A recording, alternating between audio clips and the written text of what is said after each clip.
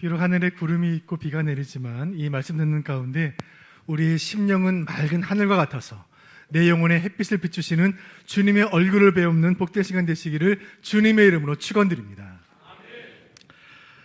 두 개의 과일의 사진을 보면서 오늘 말씀을 시작해 보려고 합니다. 자, 이 두 과일에는 공통점이 있습니다. 둘 다 붉은색이라는 것이죠.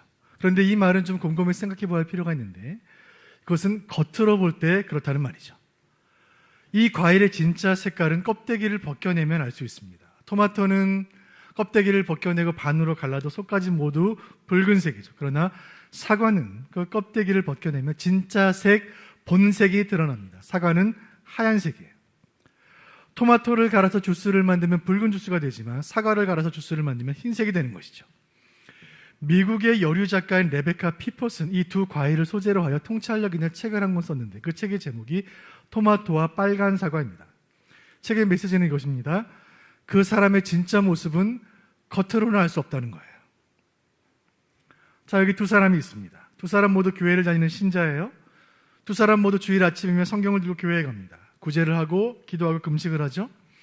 그들의 행동을 볼 때 둘 다 경건하고 신실한 그리스도인들처럼 보입니다. 그러나 한 사람은 내면까지 신실한 하나님의 사람이지만 다른 한 사람은 겉모습만 그러할 뿐 그 얇은 껍질을 벗기고 나면 그의 본래의 색 전혀 다른 모습이 드러난다는 것이죠. 불편한 진실은 이것입니다. 우리는 교회 안에서 겉과 속이 다른 성도들을 얼마든지 만날 수 있고 어쩌면 저도 여러분도 그 중에 하나일 수 있다는 사실이에요. 우리의 직분이라는 이름의 껍데기, 신앙의 연륜이라는 이름의 껍데기를 벗겨내고 나면 우리 신앙의 진짜 컬러가 드러나게 된다는 것이죠.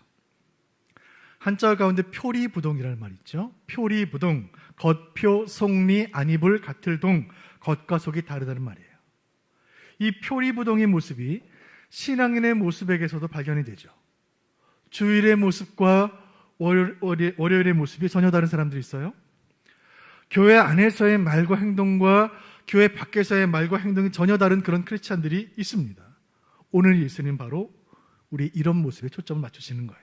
오늘 말씀은 표리부동한 그리스도인, 겉과 속이 다른 크리스찬, 드러난 행동은 신실해 보이지만 본 마음은 그렇지 않은 성도들을 향한 말씀, 바로 저와 여러분을 향한 말씀이에요.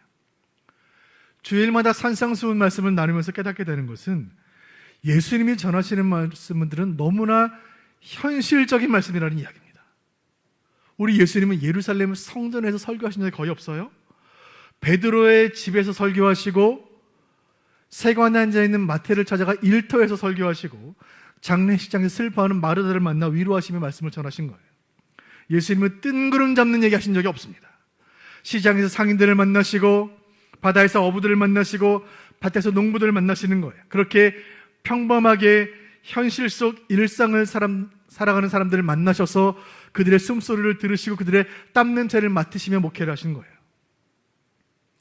지금 예수님이 산상수훈의 말씀을 설교하시는 이 산은 일반인들은 감히 오를 수 없는 저 높은 히말라야 고봉이 아니에요.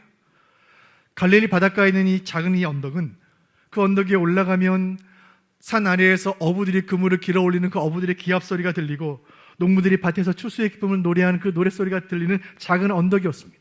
그 산상수훈 설교의 그 현장은 생생한 삶의 자리였어요.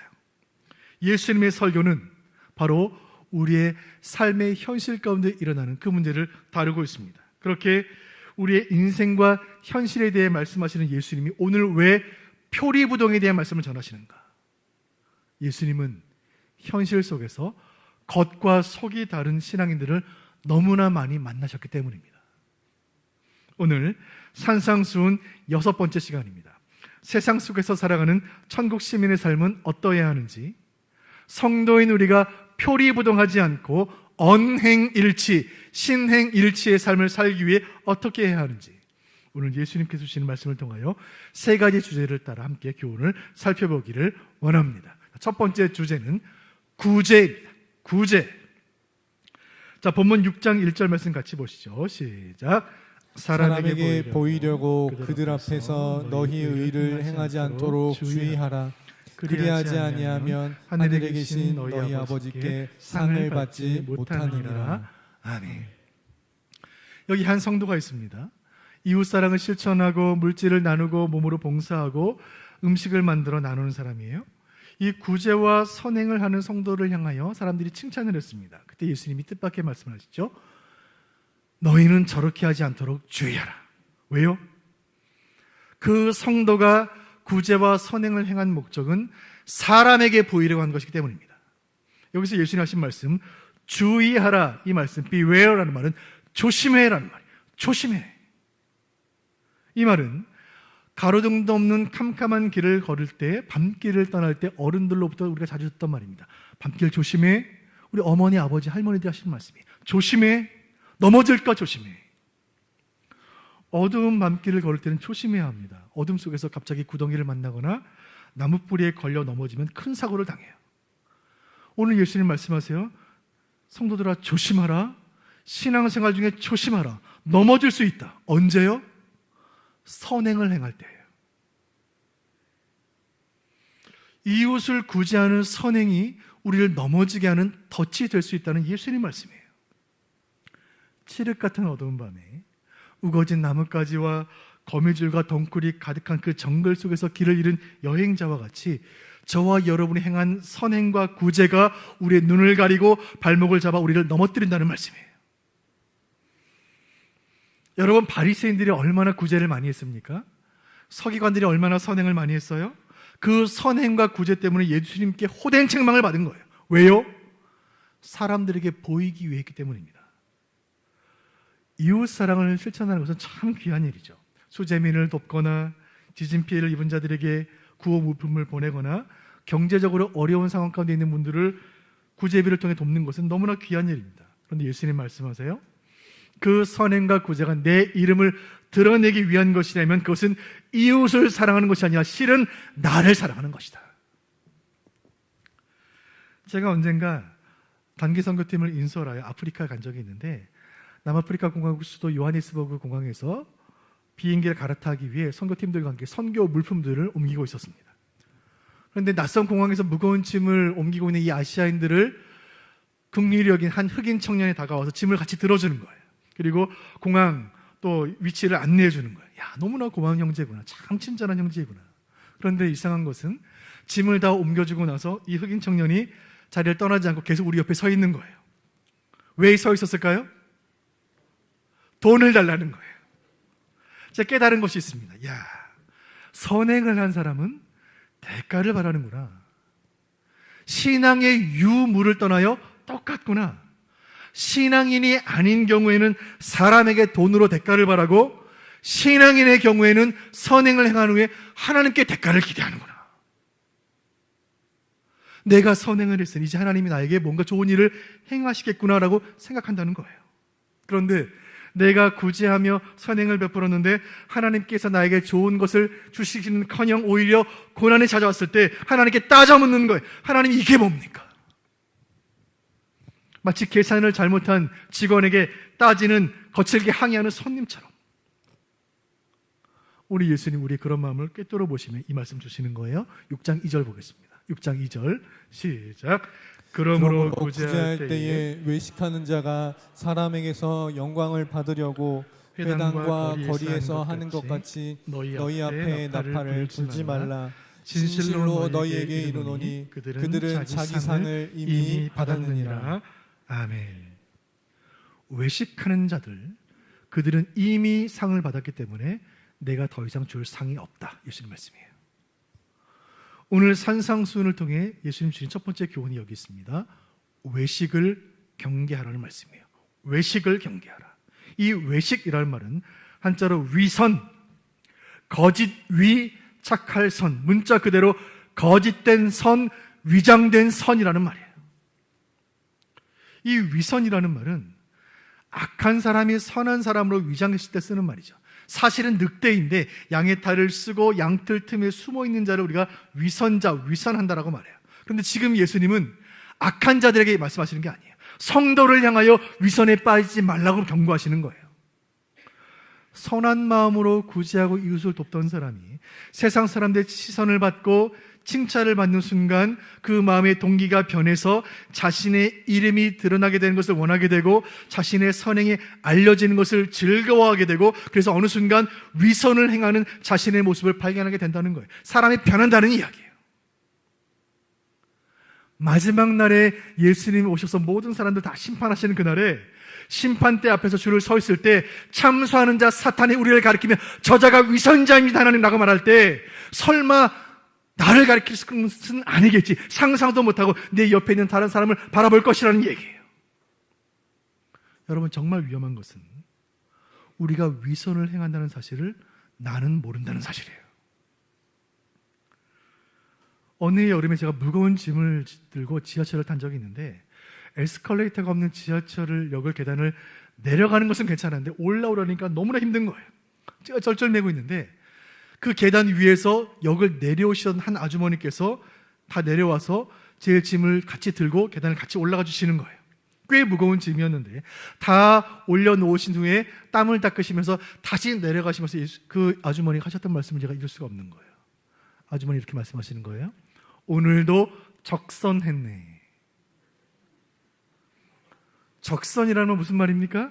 쌓을 적, 착할 선, 선을 쌓았다는 말이에요. 오늘도 선을 쌓았네, 선을 정립했네라는 말이에요. 이런 분들은 선행과 구제를 비행기 마일리지 쌓는 것처럼 생각하죠. 여러분, 중국집 쿠폰을 왜 열심히 모읍니까? 20장을 모으면 탕수육 소자를 먹을 수 있기 때문입니다. 단골 카페 도장을 왜 열심히 모아요? 10번이면 아이스 아메리카노를 먹을 수 있기 때문이죠. 내가 선을 행하고 이웃을 구제하면 그 선이 차곡차곡 쌓여 천국으로 하는 계단이 된다고 생각하는 그 의식이 인간의 보편적인 심리 속에 다 깔려있고 세상 모든 종교에 다 깔려있는 거예요. 예수님 바로 그것을 지적하시는 겁니다. 대가를 바라는 선행은 위선이다. 동방의 의인이라 불리던 한 남자가 있습니다. 그 사람의 이름은 욥이에요. 부자여 신실한 성도였던 그 욥을 향해 어느 날 사단이 고발하죠. 하나님, 저 욥은 정말 신실하고 좋은 그런 신앙의 인물입니다. 그런데 저 사람이 저렇게 선을 행하는 것은 하나님께 받은 것이 있기 때문 아니겠습니까?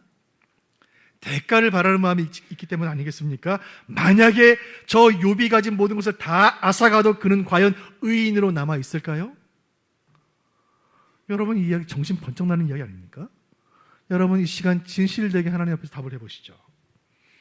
하나님이 우리에게 주신 좋은 것들, 사랑하는 가족들, 내가 평생 일해온 직장, 나의 친구들과 사랑하는 모든 사람들, 나의 소유, 나의 재산, 이 모든 것들을 다 가져가셔도 우리는 여전히 하나님을 사랑할 수 있습니까?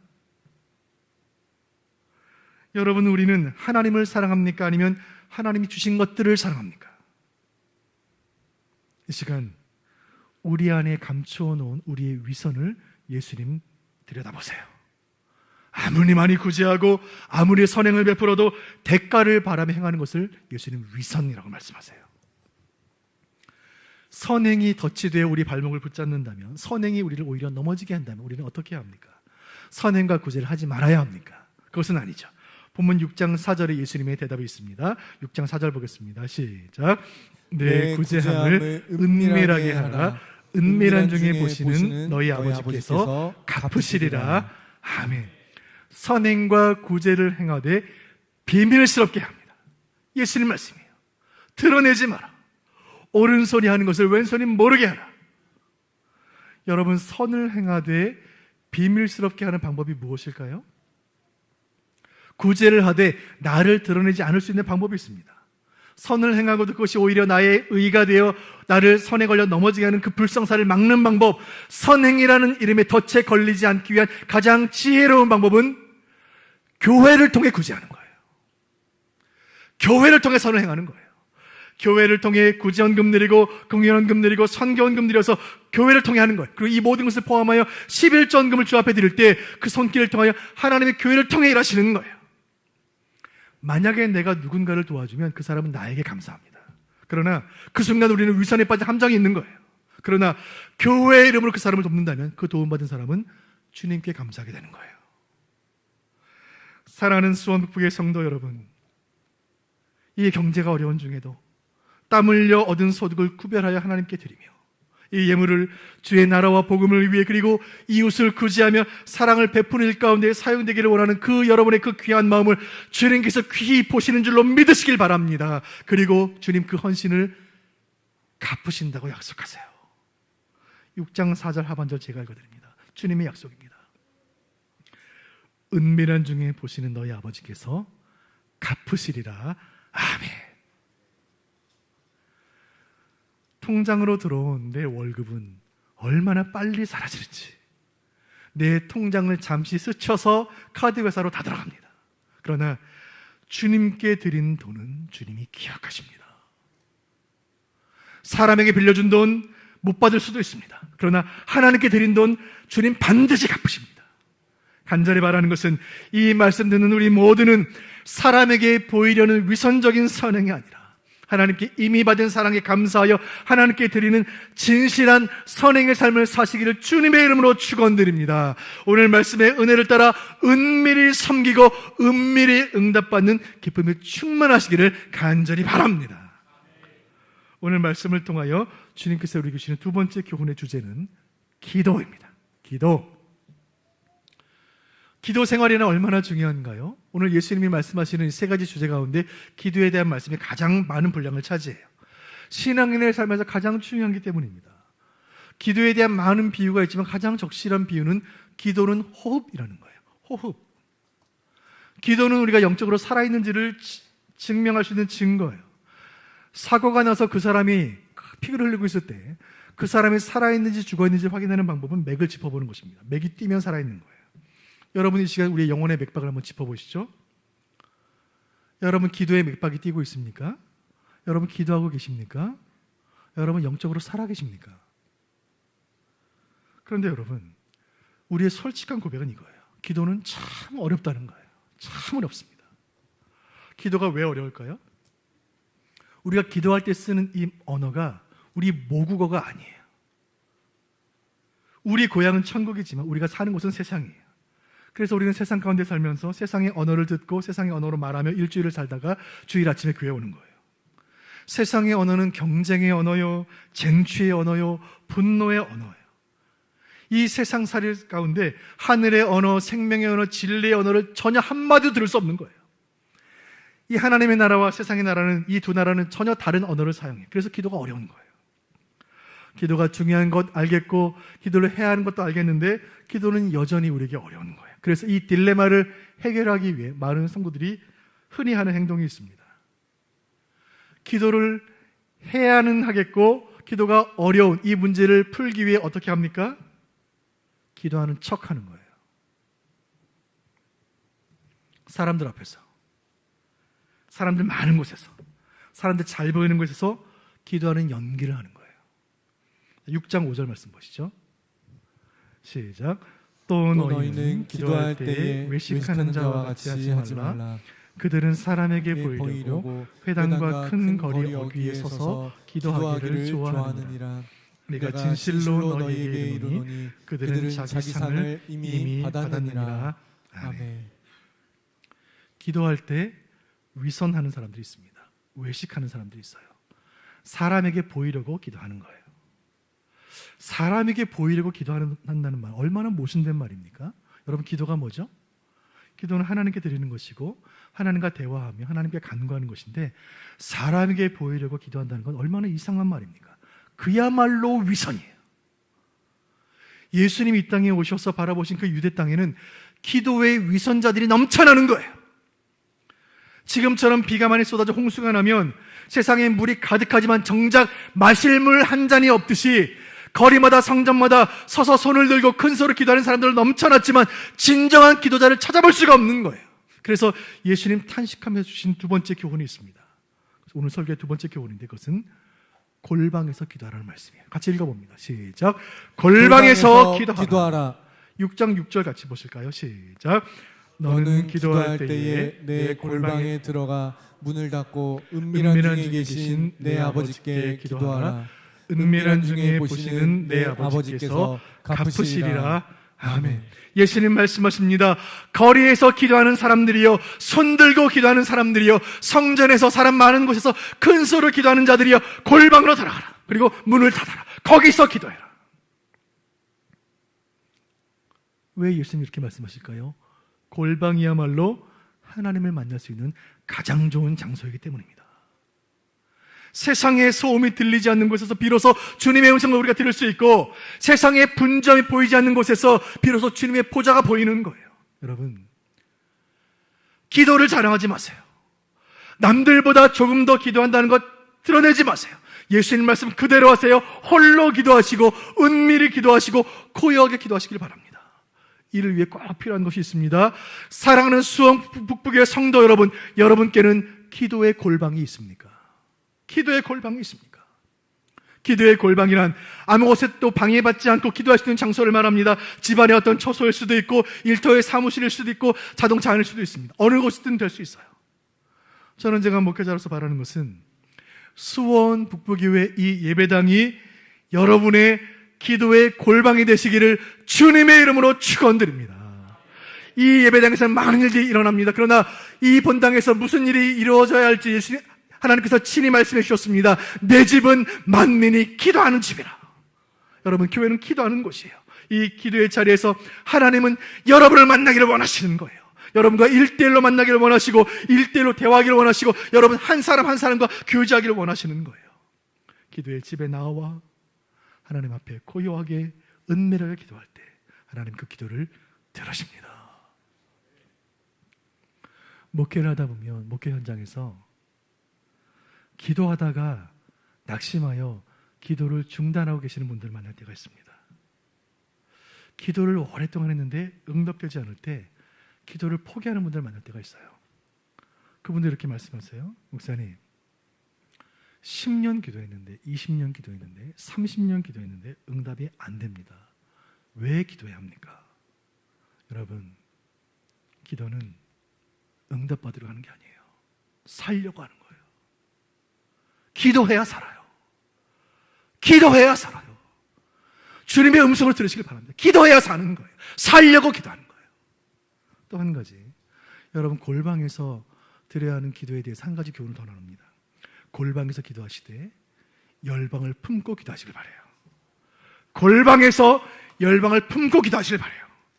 예수님을 만나면 학교 문턱에도 안 가본 무학의 노인도 세계를 품고 기도하게 되는 거예요. 예수님 진짜 만나면 공항 한번 가보지 않은 꼬맹이 어린아이도 세계 열방을 품고 기도하게 되는 거예요.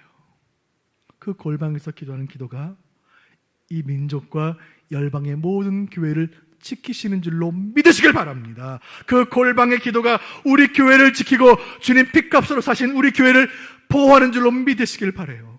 우리 교회는 매일 새벽마다 이 본당에 나와 기도의 자리를 지키며 이 예배당을 기도의 골방 삼아 누가 보든 보지 않든 새벽마다 기도의 진자리 마른 자리를 가리지 않는 새벽자단을 쌓는 분들이 계세요.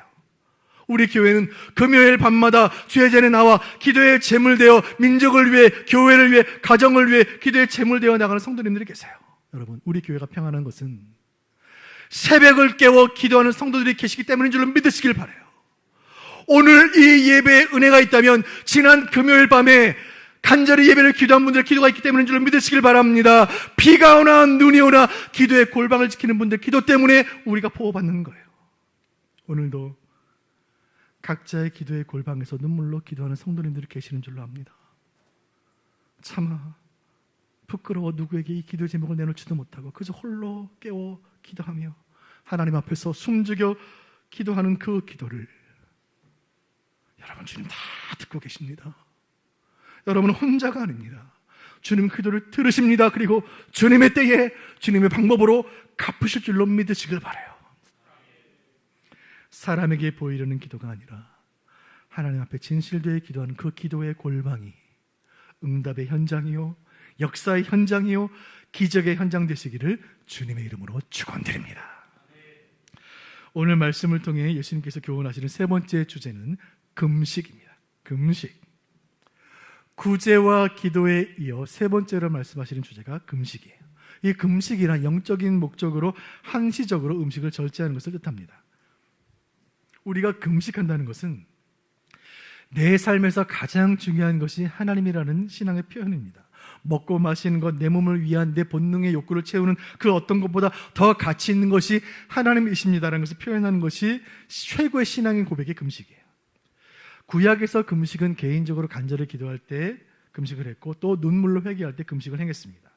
속죄의 날이 되면 온 나라가 함께 금식했고, 민족적인 또 역사적인 큰 절기, 잊어서는 안 되는 특별한 날, 예를 들면 예루살렘 성전에 파괴되었던 그날을 기억하며 온 민족이 함께 금식했죠. 신약에 이르면 예수님 시대의 금식은 유대인들에게 일상이 되어 있었습니다. 유대인들은 속죄일에 금식했고 신년에도 금식을 했습니다. 바리새인들은 일주일에 2번 월요일과 목요일에 시간을 지켜 금식했죠. 이 금식은 종교적인 의무와 경건을 위한 신앙의 수단으로 흔하게 사용되고 있었습니다. 여러분도 금식해 보셨죠? 기도하는 것은 참 힘든 일이지만 금식 기도는 더 힘든 일이에요. 금식을 한다는 것은 그 사람이 좋은 신앙이라는 증거가 되고, 그 사람이 금식한다는 것은 간절한 마음으로 기도하는 경건한 삶을 지금 그가 살고 있다는 증거가 됩니다. 그래서 금식하는 사람들은 세상 사람들로부터 칭찬을 받아요. 문제는 구제나 기도와는 달리 내가 금식한다는 사실을 다른 사람들이 알 수가 없다는 것이죠. 내가 구제하는 것 다른 사람이 알 수 있고, 내가 기도하는 것 다른 사람이 알 수 있지만 내가 금식한다는 것은 아무도 모른다는 거예요. 그래서 내가 금식한다는 사실을 알리기 위해 그들이 어떻게 했을까요? 자, 16절 본문 보겠습니다. 시작. 금식할 때에 너희는 외식하는 자들과 같이 슬픈 기색을 보이지 말라. 그들은 금식하는 것을 사람에게 보이려고 얼굴을 흉하게 하느니라. 내가 진실로 너희에게 이르노니 그들은 자기 상을 이미 받았느니라. 아멘. 내가 지금 금식하고 있다는 것을 알리기 위해 슬픈 기색을 보이는 거예요. 슬픈 기색. 근엄하고 침울하고 쓸쓸하고 뭔가 아픈 것 같은 그런 표정을 짓는 거예요. 그리고 본문 말씀 중반쯤에 보시면 얼굴을 흉하게 하느니라. 머리도 감지 않고 화장도 하지 않고 그렇게 금식하는 것을 티내는 거예요. 그래서 나의 거룩함을 나타내고 사람들로부터 칭찬받기 위한 목적으로 그 일들을 행했습니다. 예수님 경고하세요. 사람에게 보이기 위한 금식은 위선이다. 그리고 18절에 이렇게 말씀하십니다. 같이 보겠습니다. 18절 시작. 이는 금식하는 자로 사람에게 보이지 않고 오직 은밀한 중에 계신 내 아버지께 보이게 하려 함이라. 은밀한 중에 보시는 내 아버지께서 갚으시리라. 아멘. 예수님 말씀하세요. 우리가 금식한다는 사실을 하나님 외에는 아무도 몰라야 한다. 금식은 공연이 아니다. 금식은 하나님 앞에서 나의 간절함을 표현하는 것이지 사람들의 칭찬이 목적이 되어서는 안 된다. 예수님의 말씀은 이 금식이라는 하나의 신앙 행위를 넘어 우리 모든 경건의 삶에 대한 교훈으로 이어져 갑니다. 사람에게 보이려는 금식은 경건의 모양만 있을 뿐 그 속에 아무런 능력이 없다는 말씀이 디모데후서 3장 5절 제가 읽어드립니다. 경건의 모양은 있으나 경건의 능력은 부인하니 이 같은 자들에게서 내가 돌아서라. 여기에 예수님 주시는 세 번째 교훈이 있습니다. 그것은 경건을 위해 싸우라는 말씀이에요. 경건을 위해 싸우라. 경건을 지키는 것은 싸움이에요. 저절로 되는 것이 아닙니다. 썩은 연못 속에 그대로 있으면 연못을 따라 썩어가는 것이 당연하고, 뜨거운 태양 아래 돌을 그대로 두면 태양볕 아래 뜨거워지는 것이 당연한 것처럼 이 경건하지 않은 세상 가운데, 이 폐역한 세상 가운데 가만히 있으면 세상과 같이 오염되는 것 당연한 일이 아니겠습니까? 사랑하는 성도 여러분, 세상 속에 살면서 경건을 지킨다는 것은 영적인 싸움인 것을 기억하시길 바라요. 우리의 마음 속에서 주님을 밀어내기 위해 공중권세 잡은 모든 악의 세력들이 결집을 하는 거예요. 욕망은 요란한 세상의 소리를 계속 공급함으로 인하여 우리가 주님의 음성을 듣지 못하도록 막습니다. 염려는 우리 마음에 그늘을 만들어 우리의 믿음이 괴사되게 만듭니다. 교만은 우리를 자꾸 타인의 시선을 의식하게 만들고 우리를 위선에 빠뜨려 걸려 넘어지게 하는 거예요. 경건이란 이 모든 것들과 싸우는 거예요. 이 싸움에서 승리하는 길은 한 가지가 있는데, 그것은 외식을 버리는 것입니다. 거짓을 버리는 거예요. 이 말씀 앞에 선 우리 모두는 사람의 시선을 의식하는 껍데기 신앙이 아니라 하나님의 눈을 의식하는 알곡의 신앙 되시기를 주님의 이름으로 축원드립니다. 경건의 모양만 있는 위선적인 신앙이 아니라 경건의 능력으로 충만한 단단한 신앙의 사람들 모두가 되시기를 간절히 바랍니다. 이 경건을 위한 거룩한 싸움에서 믿음으로 승리하는 저와 여러분 되시기를 주님의 이름으로 축원드립니다. 말씀을 맺으려고 합니다. 다시 처음의 두 과일의 이야기로 돌아가 보죠. 사람의 눈으로 보면 비슷해 보이는 붉은 색깔을 가진 이 두 과일, 토마토와 사과. 그러나 여러분, 하나님은 속지 않으세요. 히브리서 4장 13절 제가 읽어드립니다. 지으신 것이 하나도 그 앞에 나타나지 않음이 없고 우리의 결산을 받을 이의 눈앞에 만물이 벌거벗은 것 같이 드러나느니라. 아멘. 하나님 앞에서 다 드러납니다. 혹시 저와 여러분은 얇은 껍데기를 벗겨내고 나면 감추어진 본색이 드러나는 껍데기뿐인 크리스찬은 아닙니까? 만일 우리가 믿지 않으면서 믿는 척하는 인생, 기도하지 않으면서 기도하는 척하는 성도, 그저 겉모습만 붉게 칠한 인생을 오늘까지 살아왔다면, 오늘부터 이제부터 내면 깊은 곳까지 예수의 보혈로 붉게 물들어 있는 진실한 주의 백성으로 변화되는 은혜 주기를 간절히 소원합니다. 이 일을 위해 우리 신비에 새겨야 할 한마디가 있습니다. 하나님 앞에서, 라틴어로 커람데오 하나님 앞에서. 이 말은 불꽃 같은 하나님의 눈동자 앞에서 긴장하고 조심하라는 그런 뜻이 아니에요. 영어로 번역하면 in the presence of God, 하나님의 임재 안에서, 하나님의 임재 안에서 우리 삶 가운데 하나님의 임재하심을, 하나님의 계심을 인정하고 의식하라는 말이에요. 하나님 앞에서 살아가는 인생은 사람 눈 의식하지 않고 외식하지 않습니다. 코람데오의 마음으로 살아가는 성도는 세상의 칭찬과 평가에 일희일비하지 않으며 세상의 비난과 고난 앞에서도 의연하게 되는 거예요. 오늘 주일 하나님 앞에 나와 이 말씀 앞에 무릎 꿇는 하나님의 백성들, 저와 여러분 모두에게 우리 하나님께서 코람데오의 은혜 주시기를 간절히 소원합니다. 하나님 앞에서 살아가는 성도, 내 삶에 임재하시는 그 하나님과 날마다 동행하는 성도, 사람에게 보이기 위해 경건한 척하는 껍데기 신앙이 아니라 아버지를 닮은 하나님의 백성이요 예수님을 따르는 진실한 제자로 살아가는 저와 여러분 되시기를 주님의 이름으로 축원드립니다.